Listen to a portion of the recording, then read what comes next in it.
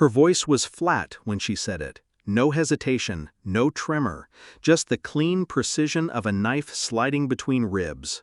I'm moving in with Anthony. My wife of 7 years, sitting at the end of the kitchen table, back straight, hands folded neatly, as if she were giving a polite update. Not a confession, not an apology. She didn't look at me when she added, almost as an afterthought, "We're having a baby together." The refrigerator hummed. The clock ticked. My pulse throbbed so loudly I could hear it in my ears. I studied her face the way a surgeon studies a body he's about to cut open. Cold, detached, no room for emotion. "Congratulations," I said. One word, one blade of glass between us. Her eyes flickered, just briefly. Not guilt, not shame, something else. Relief.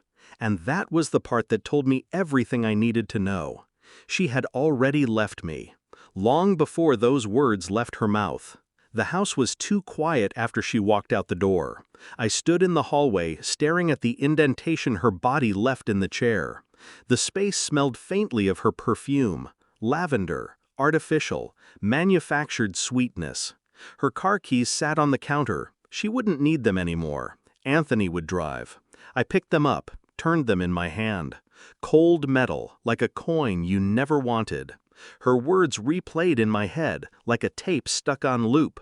"We're having a baby together." That was the part that cracked something inside me. Not the betrayal of her body, I had suspected that for months, but the betrayal of a future. A life she had once promised me, now handed to another man as if I had been nothing more than a rehearsal.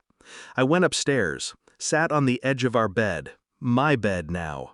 Denial tried to rise in me like a tide, but I pressed it back down. I refused to let it spill. Instead, I cataloged details. Dates, words, missed dinners, late returns.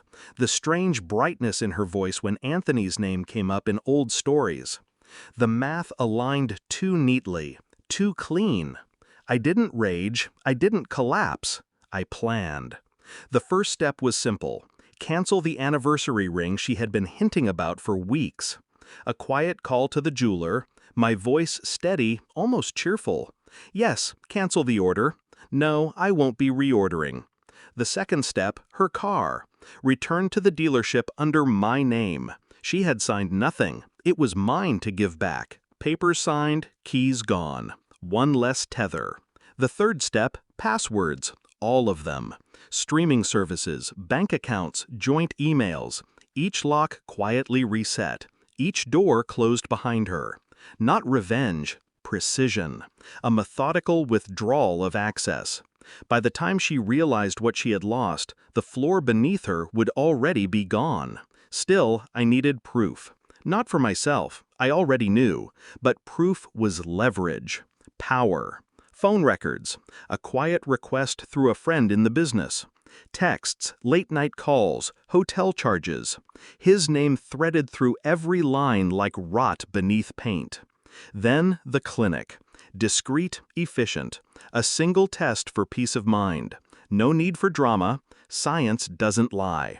The child she carried, if she carried at all, was his, not mine.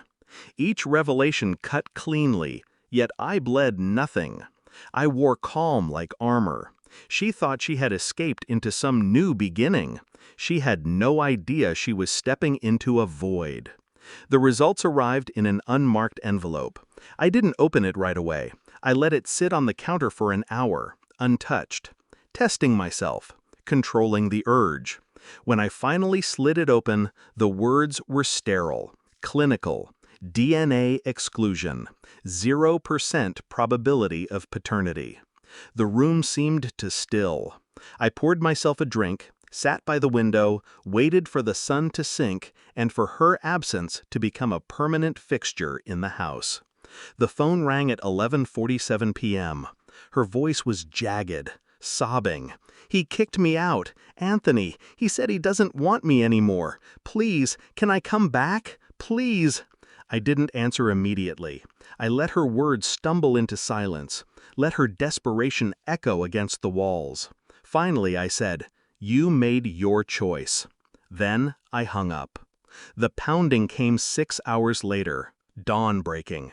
She stood on the porch, mascara streaked, hair tangled, clutching a small bag. A portrait of ruin. "Please," she whispered when I opened the door. "I made a mistake. He doesn't want the baby," I thought. Her words fractured, but I didn't move. I simply reached behind me, lifted the envelope, and placed it in her hand.